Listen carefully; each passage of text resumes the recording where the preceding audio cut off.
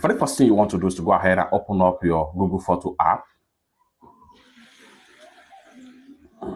So having opened up your Google Photo app, for you to turn off Gemini in your Google Photo app, all you have to do is to make sure you look for this particular icon right here. However, if you cannot see this particular icon right here from your home search, you want to make sure you click on your profile icon from the top.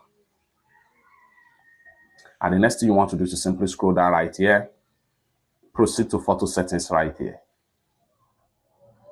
So under the photo settings right here, next thing you want to do right here is to go ahead and make sure you proceed to preferences. So under the preferences right here, you are going to see Gemini features in photos. Go ahead and click on that.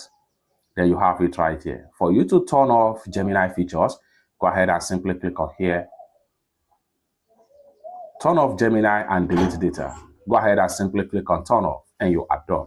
With that, you have simply turned off Gemini features in your Google Photo app. It's that simple. For more useful tutorial, tips and tricks like this, consider to subscribe. Thank you so much for watching and I hope to see you in my next video. Bye for now.